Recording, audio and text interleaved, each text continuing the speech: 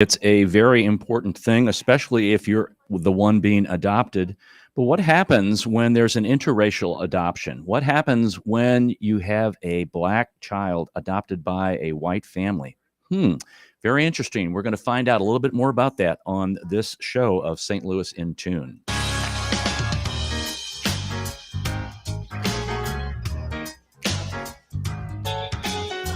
Well, greetings, listeners in Listenerland. Welcome to St. Louis in Tune, where we focus on issues that impact and connect the greater St. Louis area. Our topics include the arts, crime, education, employment, faith, finance, food, history, housing, humor, justice, and sports. I'm going to do a different introduction, okay? See, it's the magic of not being live. We can do this. Sounds good. I have a new intro because that's new music. All right, let's do this. I'm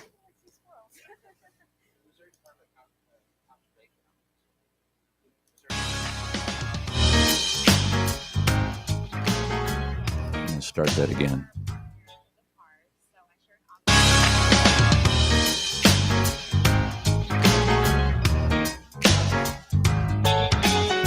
Greetings, listeners in Listenerland. Welcome to St. Louis in Tune, and thank you for joining us for fresh perspectives on issues and events with experts, community leaders, and everyday people who are driving change and making an impact that shapes our society and world.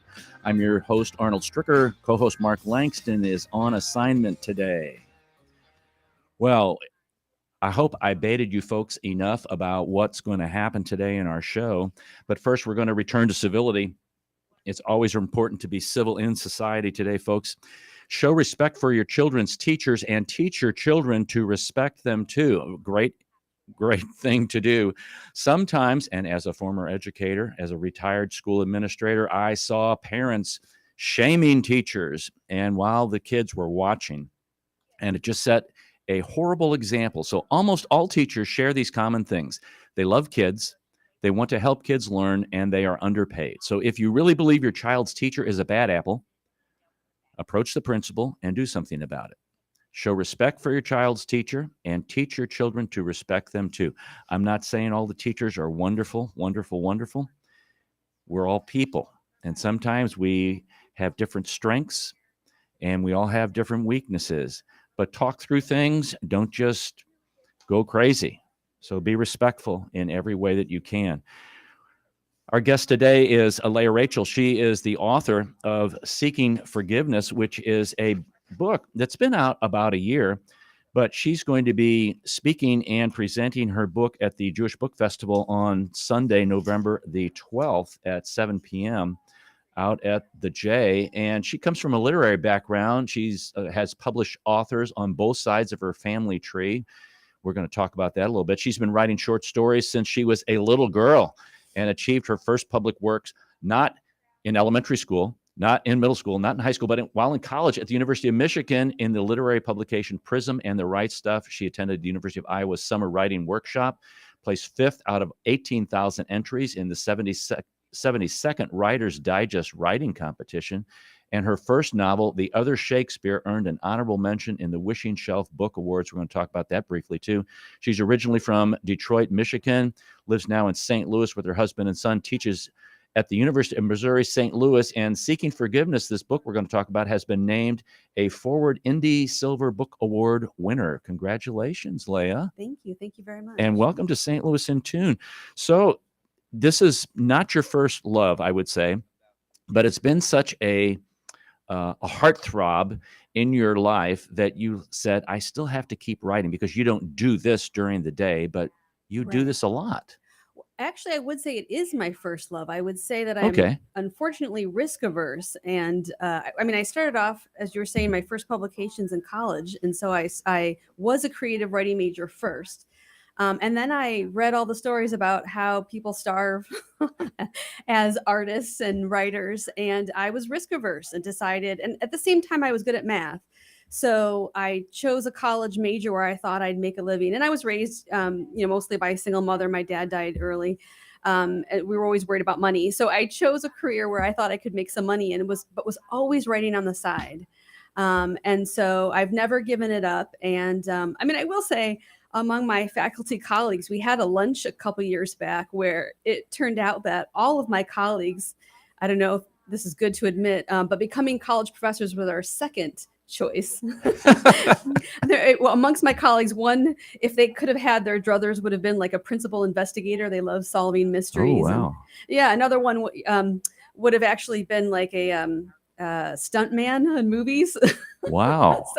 So all of us have these sort of loves, and in writing, I wish I'd taken the plunge years ago, but I was nervous I wouldn't make enough money. And so I've just kept it as sort of the side hobby. Now, talk about this background that you have, this pedigree in your family tree of writers, because it goes back even to your grandmother, right? Yeah. So my mother's side of the family is originally from Turkey. And my grandmother actually is a very well recognized poet and playwright in Europe. And there's one city in the country of Turkey that actually has a mosque, a synagogue, and a church, all three very near to each other. And my grandmother wrote a poem about that, and it became so popular, the government put it on a metal plaque, and it's now in the center of the city. So if you go ever to the city in Turkey, Ortaköy, you'll see this plaque that my grandmother wrote. And so I'm always very, very proud of that. And so that was my mother's side of the family. My father's side of the family, and so my mother's side of the family is actually Sephardic Jews from Turkey. My father's side of the family is very Roman Catholic. My father was actually a priest. He was a Maryknoll who left the priesthood to marry my Jewish mother, which, as you can imagine, created waves. And one of my uncles, who was also a priest, wrote a number of books, liturgical books, and so he was sort of famous, especially where I was growing up, for those. But I bring this up because my background, I feel like one of the themes in my life, and we all have sort of themes and threads, is the bringing together of worlds. Mm-hmm. And so I grew up with this Roman Catholic Jewish world definitely colliding and influencing my life. And the book we're going to talk about is about my interracial family. So bringing together Black and white in one family. And I'm a professor of economics, and yet I write. And so many people think like economics and writing don't mix either. So I feel like I seem to have a habit of bringing these different worlds together. Now let's get into the book a little bit, because it's about your son, and some of it is what I would say nonfiction, and some of it is fiction. And you did some of that to protect his identity and the situations that go on in your family, and I think we all respect that. But some of the greatest lessons that you learned along the way, but I want you to think about that, but describe the book a little bit for folks about what it's about, and get into a little detail, but not enough that they won't want to buy the book. So I describe it as a semi-autobiographical narrative memoir. So it's about a white woman who adopts a Black son and figures out she really doesn't quite know what she's doing, doesn't know what she's in for. And so this is very true. So I'm a white woman who adopted a Black son through the foster system here in St. Louis, and had a lot to learn. You can sort of read and think you're sort of aware of issues and still have a lot to learn. But it is fiction officially and semi-autobiographical for a couple reasons. The main reason is to protect my son. So it's, I didn't adopt a son to use him to write a book. I mean, I wrote the book because so many interesting things were happening to us, and I would have friends say, "You could have got to write that story down." And I have so many people coming to me with questions about interracial adoption. And I am an author, having published books before. So I wanted to write this book, but I did want to protect my son. So the detail in the book around him, his backstory is his story to tell. So it's different in the book. The book, the child is a little bit older than my actual son. The names are different. So once you change some of that and it, officially becomes fiction, the second reason I did it this way is to make the plot a little bit better. Sure. If we're already going to be fiction, you might as well make it more of a page turner. So most people who've read it told me they read it in 1 or 2 nights. It's definitely a page turner, because it essentially starts off with a mother's worst nightmare, where you get, I don't know if it's the absolute worst nightmare, but a nightmare that you get a call in the middle of the night that your son's been arrested, and you need to go down and figure out what's why he was arrested, if you can get him out, like what's happening. You worry about his safety, especially if he's a Black son. And so the book begins with that. And then the mother has to figure out what to do, how to help her son. And while she's at the detention center waiting, because she has to wait a number of hours, she recounts their life together, trying to figure out how they got to this point. And so it's the recounting, and each chapter sort of has an episode, like bringing him home and adopting him and what that was like. And then the first time they had some racial incidents, then there's trying to choose a chapter on choosing a school for him, a chapter on religion and raising him, and chapters on like medical issues and taking someone who's some of these issues are about adoption, not even just interracial adoption. Anyway, and it recounts raising a son and having an interracial family, and the mother's trying to figure out what led to the predicament they're in. Now, you're not an expert in interracial, or what is also called transracial, or it's also called multiracial adoption, right. But you are an adoptive mother. Mm-hmm. And so you can speak from your experience, and that's kind of how we're going to do it. And we're going to go in between the book and in between your experience, and Sure. they probably are folding over a lot. Yes. But there's a lot just to be a mom, period. Yes. Even if it's natural born. And yes. there's a lot to being an adoptive mother or adoptive parent just by itself, and then an adoptive parent of a transracial or interracial or multiracial child. Now let's pick that apart a little bit, because as I sensed in the book, you were kind of upset with yourself because you thought you should be a better mother. Mm-hmm. But if you've never been a mother before, yes, what do you do? So how did you respond to that? Well, I mean, I think the book is very much about motherhood and from the mother's perspective. Mm-hmm. I mean, I think it's a great book club pick because there's so many issues to discuss. But if I'm asked about a target audience, it's definitely anybody who's interested in like families and raising families and motherhood. And so the title of the book is Seeking Forgiveness, because I have come to feel that the hardest part about being a mother is that you never know if you're doing it right. Right. There's not like an answer key where, right. The first time, your kid tells you he hates you, you look up page 283 and this is your response, Right. Or, you find out your child stole a pack of gum from the gas station. Like, how do you deal with that? You can't look up the right answer.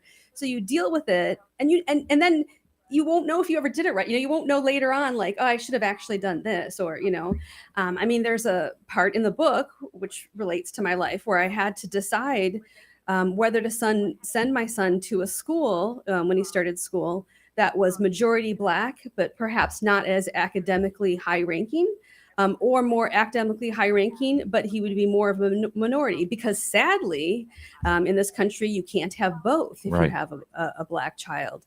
And so it was, it's a real dilemma, and you have to choose one, and you'll never know if you did it right. I mean, you hope, and probably nothing is perfect, right?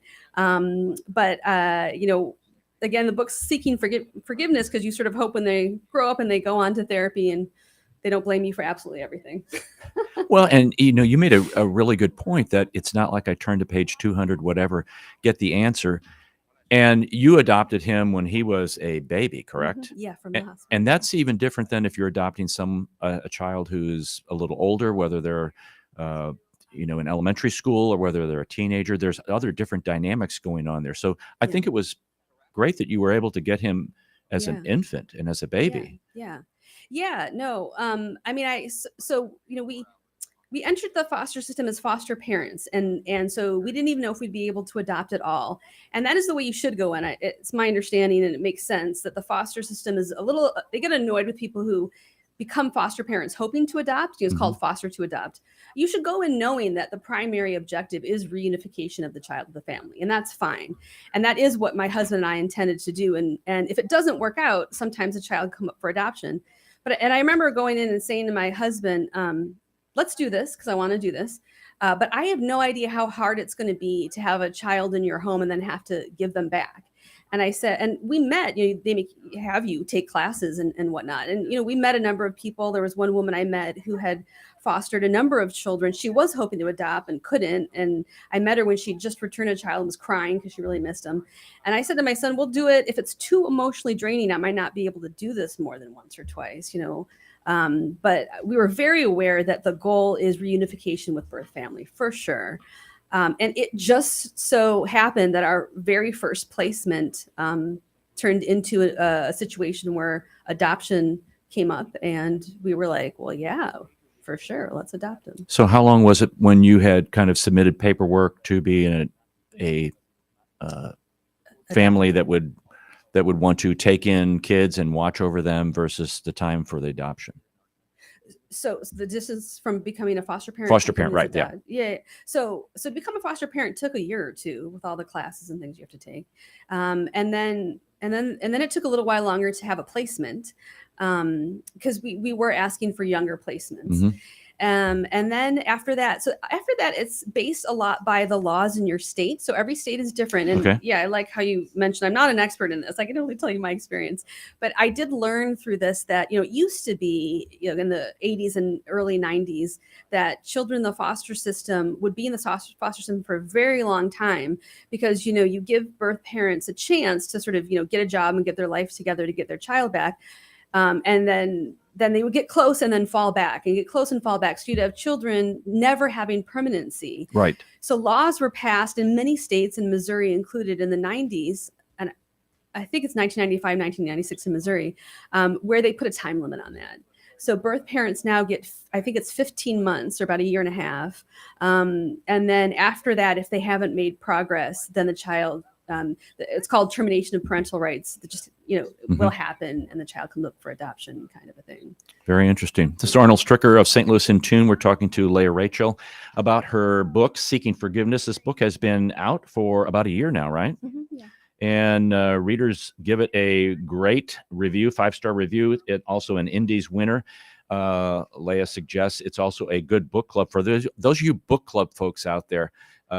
It's I'll tell you how many pages here. I have it in front of me. It was a quick read. I did it in a couple of nights. 154, and I like the way that you do weave in and out, historical things that are going on in life. As you were writing this, let me ask you this: how long did this take you to get this done? So I've written a couple books. I mean, this is my second published one, and usually I call it draft 0. I don't call the first draft. Draft 0, that helps with writer's block to be like, this can just be junk. But that first draft takes under a year. I mean, I do have a day job, so I write in the mornings for like 2-3 hours every morning. So that usually maybe takes 10 months. But then there's a lot of writing and rewriting. I mean, I do believe that successful writing is editing. And I can go through as many as like 10 rounds of revision. So any book will take like 2 to 3 years by the end. And your first book, describe your first book. So my first book is called The Other Shakespeare. And what it is, it's a historical fiction novel, based in 16th century England. And it basically imagines what would have happened had William Shakespeare been born a woman. And so I'm not the first to think of this. Actually, I got the idea for this book because Virginia Woolf, in A Room of One's Own, if you read that book, she has like a 1-2 paragraph little thing in the book where she says, what if Shakespeare had been born a woman? I can tell you, she wouldn't have been educated and would have been forced into marriage and, all these things. And I remember reading those 2 paragraphs and thinking, I want to write that novel. And so I very much follow what Virginia Woolf predicted. She doesn't get an education, loves the theater, and runs off, because they're forcing her into marriage and blah, blah, blah. But so it's the story of if had Shakespeare been born a woman. And I will say I like that book. It got very good reviews as well. But it didn't end as hopefully as this one, Seeking Forgiveness. So one of the good things about Seeking Forgiveness, and I'm definitely not going to tell you the ending, but I feel like there's a hopeful message at the end. Like there's all these trials and difficulties and dismay and interracial issues and just racial issues, but it ends with a hopeful message. So as you were writing this, and as you're kind of looking back now, thinking about this, and you've done many interviews, you're going to be also, I want to repeat again, back out at the J for the Jewish Book Festival on November the 12th at 7 p.m. And this is Missouri's homegrown talent. So there will be several Missouri authors that will be speaking about their books, and Leah will be one of those authors. What what lessons did you learn in the process of this, or that you can kind of impart to people who are maybe in the midst of an adoption like this, or are anticipating it or contemplating it? What Yeah. advice do you give? So I think, there's probably a few lessons. One is you do have to be very open and willing to sort of learn and make yourself uncomfortable and immerse yourself. So, if you're going to have an interracial adoption, you should not put the onus on the child to adjust entirely to your life. So, I feel like it really is true. You shouldn't sort of adopt a Black son and then just put him in a white atmosphere and have him adjust. You should put yourself in, area like atmospheres and movies and music and parties and things where you're the minority, you're the white minority, and learn about African American culture.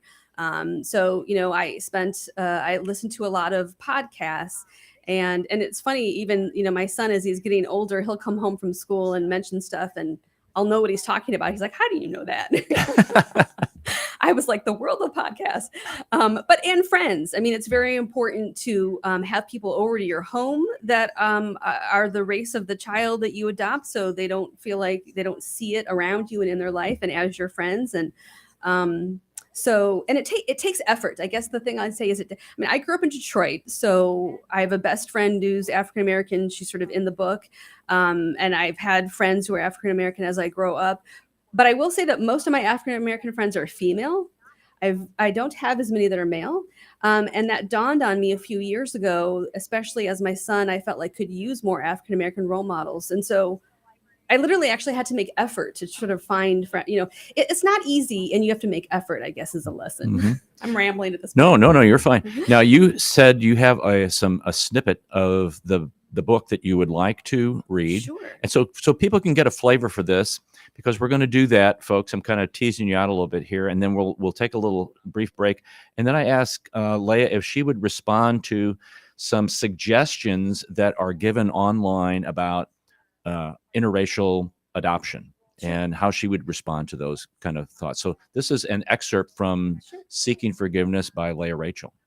Okay, this is a 2-minute excerpt, and in the beginning, it's just to set it up. The mothers had just had a fight with her husband, and they're about to be divorced.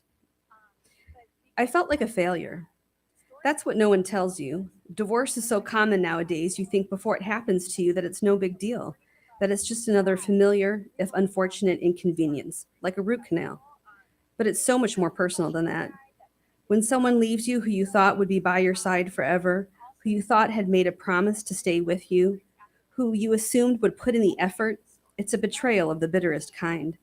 And you can't help but wonder what you did to deserve it.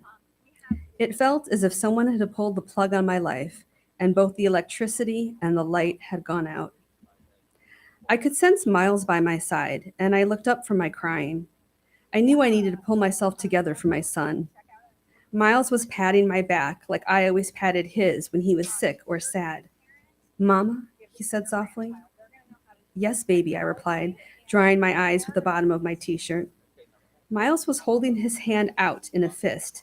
I looked at it, confused, until I realized that he wanted to give me something. I reached my hand out to his, and my son opened his palm over my own. His fingertips grazed my skin, and I felt a Lego minifigure drop into my grip. I looked down at the figurine, straight brown hair, round dark glasses, short skirt, a determined expression on her face. She looked remarkably like me. "It's you," my son confirmed, "and she's got your favorite things, coffee and a book." The minifigure was indeed holding a little square book in one hand and a round red mug in the other. I was wide-eyed at the likeness. I turned the minifigure over in my hands. "It's perfect." "I keep it with me," Miles said, as if admitting a secret, "in my pocket. At the other school, I'd bring it every day and hold on to it." "You brought this to school every day?" How did I miss that, I wondered? How did he not lose it or have it confiscated by the teachers? "Yes, but you need it more now." "Thank you," I said hoarsely, taking the Lego figure from my son and wiping away my tears. That minifigure became a sort of talisman between my son and I. When he had a bad day at school or a hard time sleeping at night, I'd slip it into his coat pocket for him to find later when he needed it. Miles would keep it for a few days, and then, when I seemed particularly sad, usually after another argument with Nate, I'd go to my room and find it nestled on the pillow of my bed. We quietly passed it back and forth between us, never admitting anything out loud, never having to. It was just a Lego minifigure passed between mother and son, a reminder that we were loved, that somebody was paying attention. I thought that was a wonderful motif that flowed through the book, that little Lego figure. It does come up later, yeah. And was that something that is real? Oh yeah, that's real. And actually, we had two. We had a loving one that we passed back and forth, and I first found in his coat pocket, like hidden.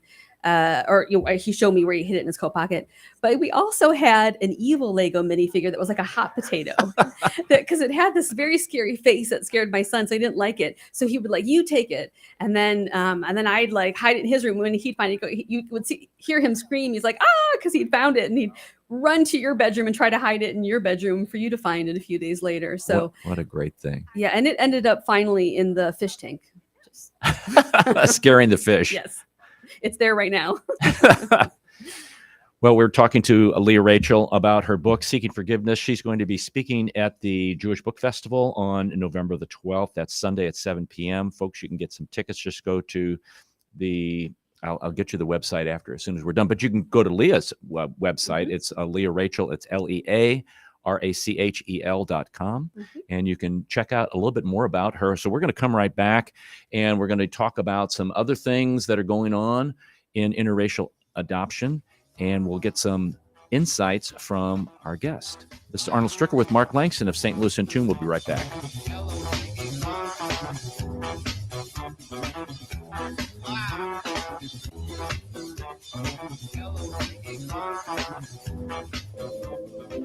At St. Louis in Tune, we strive to bring you informative, useful, and reflective stories, as well as interviews about current and historic issues and events that involve people, places, and things.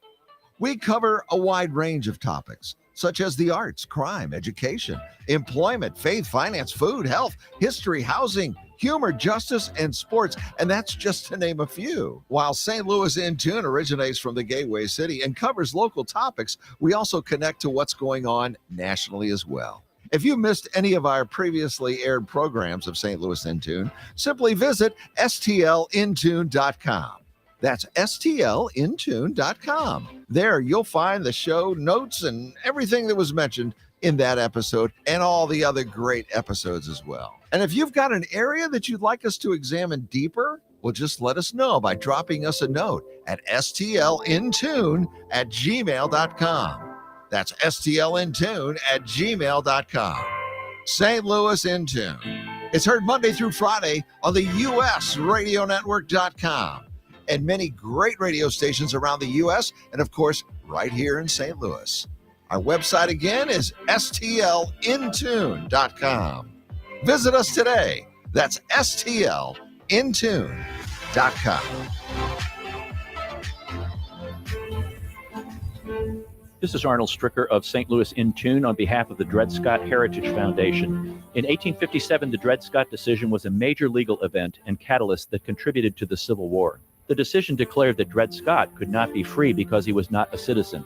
The 14th Amendment, also called the Dred Scott Amendment, granted citizenship to all born or naturalized here in our country and was intended to overturn the U.S. Supreme Court decision on July 9, 1868. The Dred Scott Heritage Foundation is requesting a commemorative stamp to be issued from the U.S. Postal Service to recognize and remember the heritage of this amendment by issuing a stamp with the likeness of the man Dred Scott. But we need your support and the support of thousands of people who would like to see this happen. To achieve this goal, we ask you to download, sign, and share the one-page petition with others. To find the petition, please go to dredscottlives.org and click on the Dred Scott Petition Drive on the right side of the page. On behalf of the Dred Scott Heritage Foundation, this has been Arnold Stricker of St. Louis in Tune.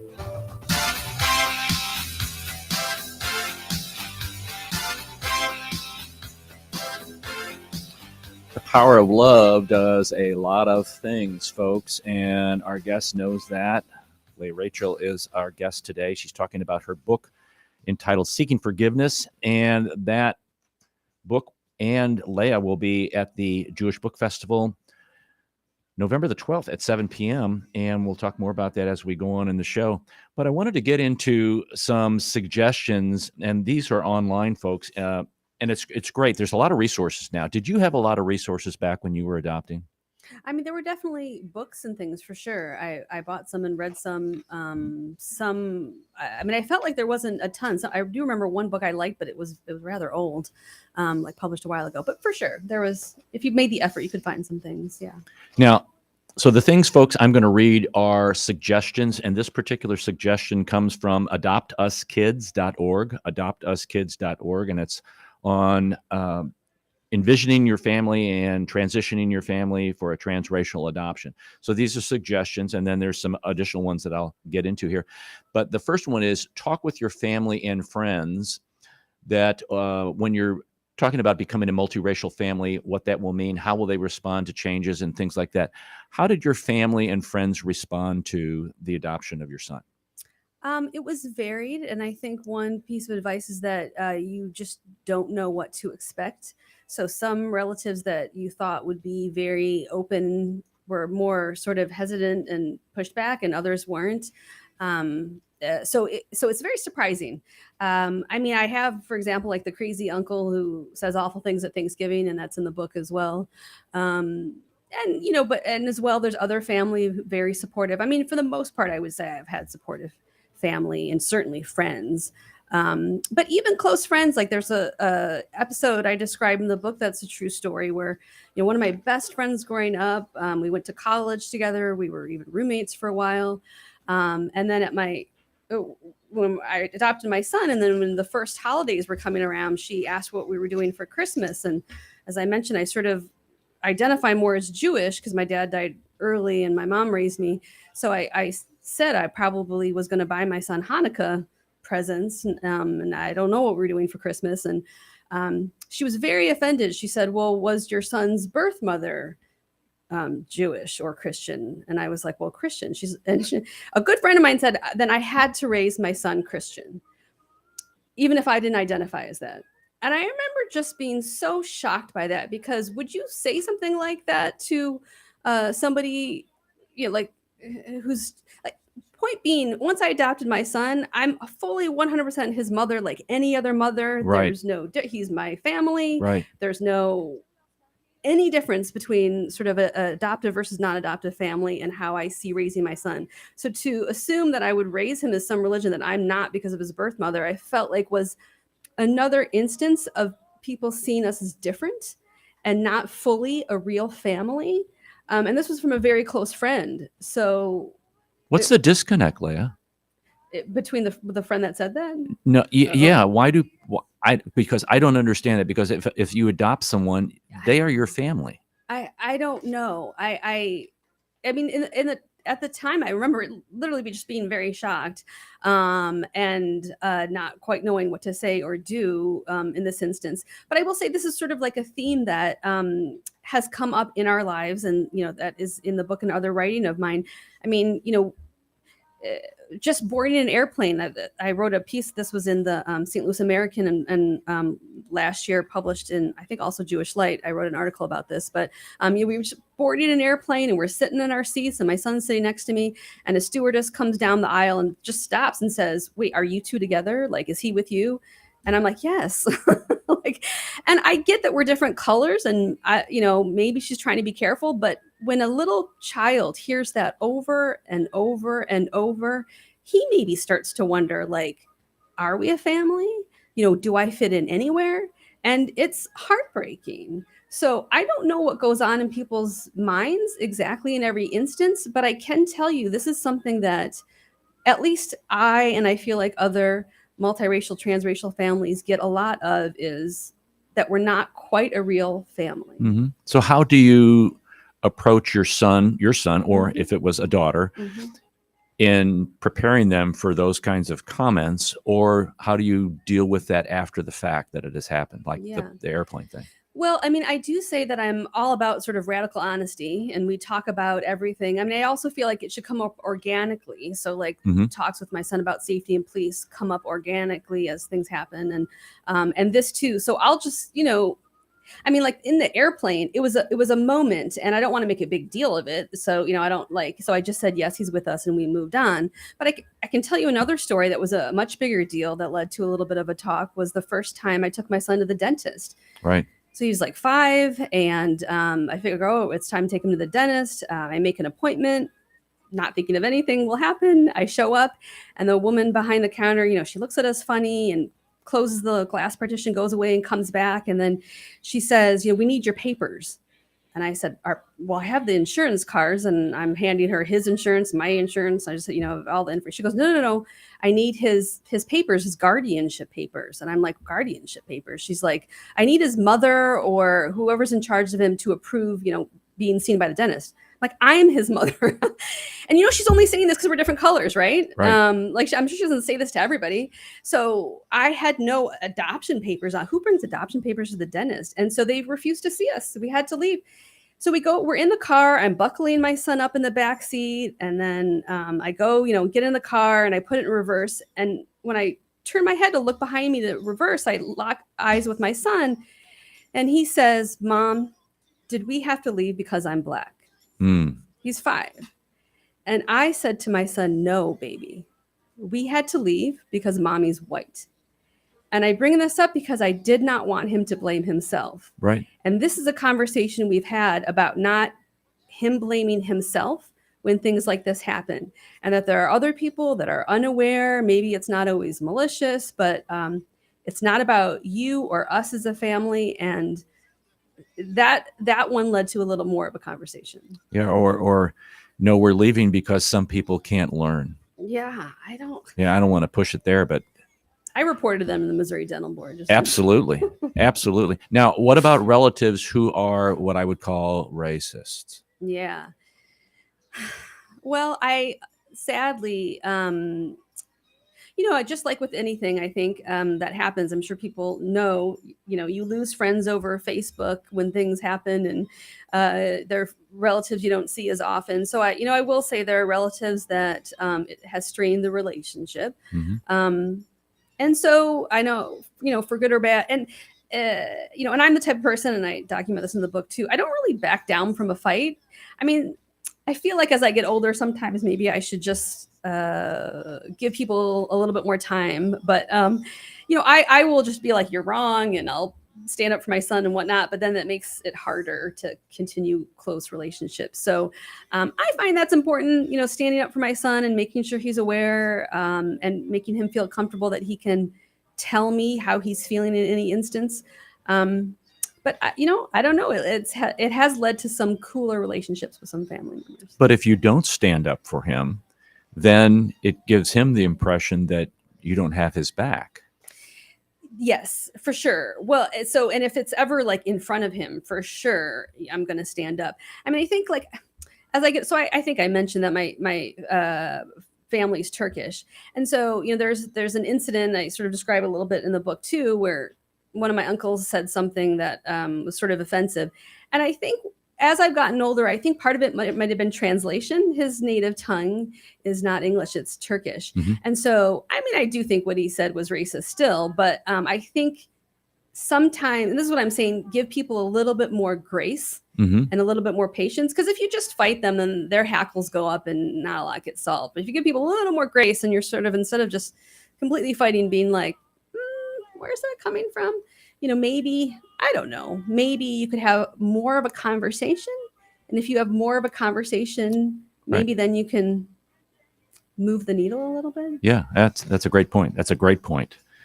How about find mentors and role models for your child?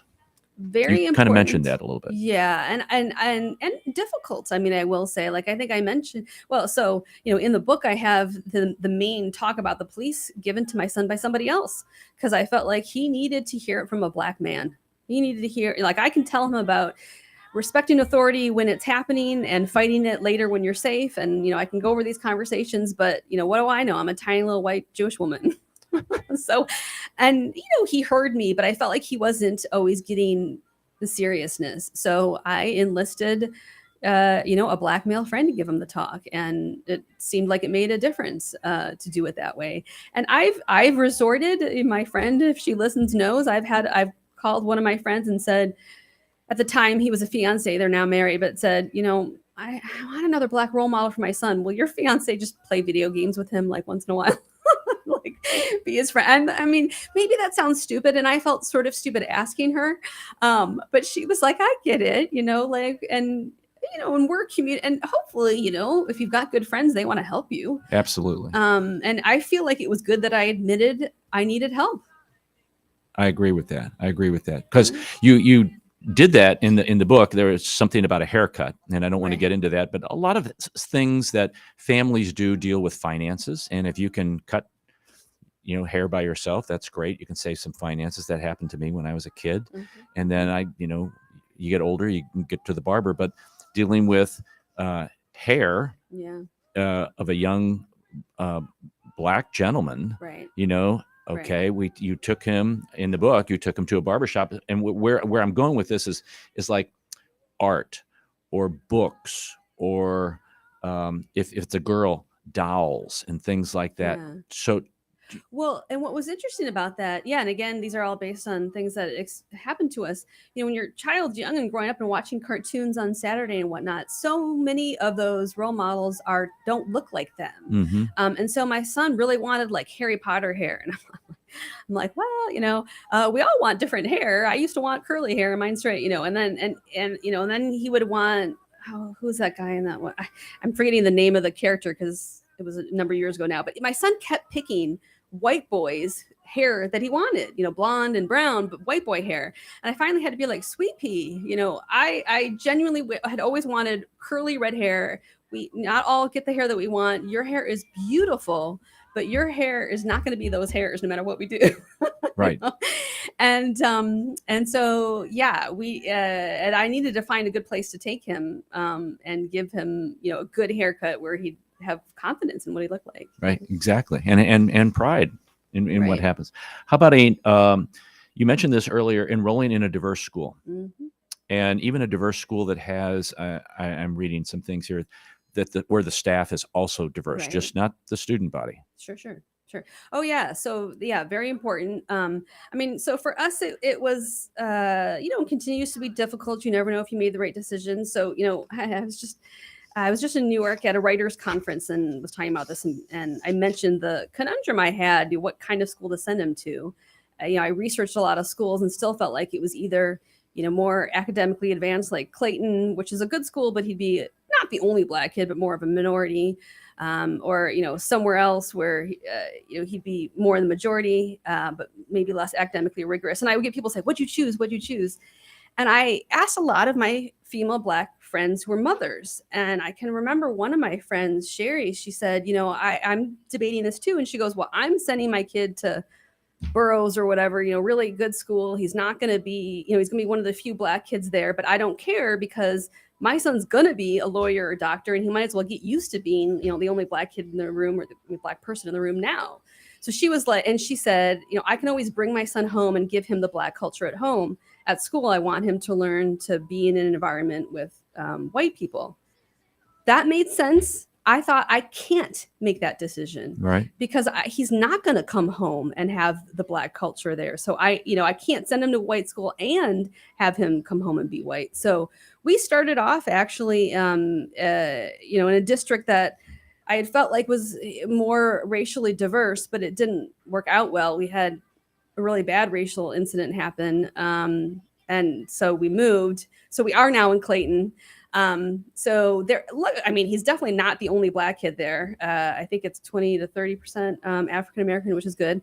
But like you said, role models. So I know in the elementary school, the advisor was a black man, and that was very good.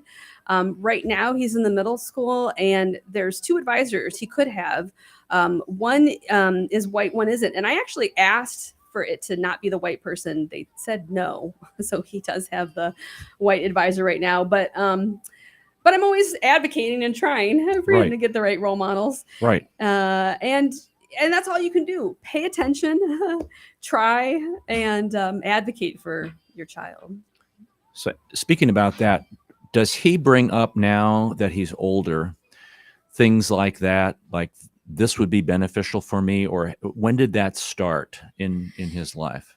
So my son's a little younger than the child in the book. So my son is only still in middle school, and so I wouldn't say he's advocating for himself now. No, I will say that I've raised him, very, very proud to be Black, and very, he loves Black entertainers, hip hop music. Like most of the friends he has made in the Clayton School District are other African Americans. And I do remember feeling like I'd succeeded as a parent when he said to me once, how did he phrase? He said something like, like, I'm sorry that you're white, but something about like, Black is beautiful. Like, don't you wish you were Black?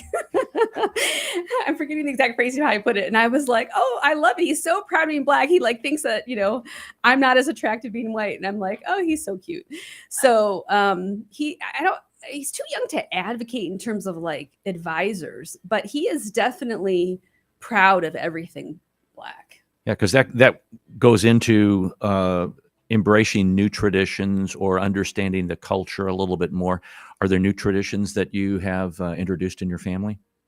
New traditions. Or celebrating other cultures. Obviously like Juneteenth and stuff that we celebrate. Mm-hmm. And we do celebrate like Adoption Day and talk about, and again, I sort of try to be honest with him about his backstory and stuff, which I'm not going to talk about on the air because again, his history is his history, but we celebrate it in the family and talk about it and whatnot.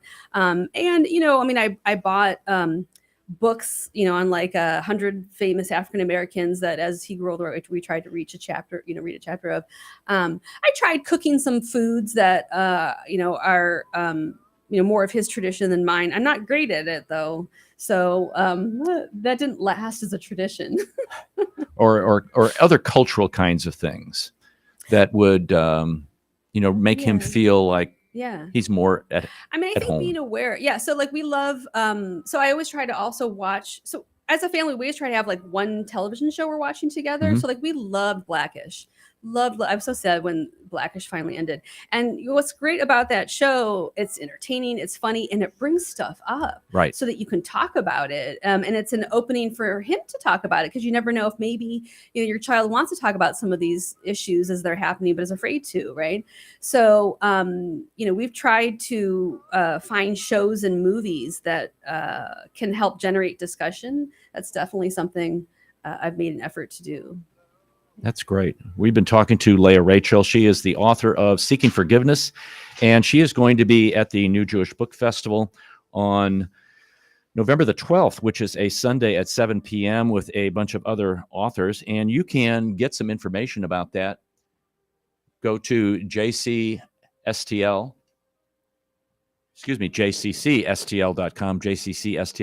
and there's information on the St. Louis Jewish Book Festival. It lasts from November the 5th through the 19th.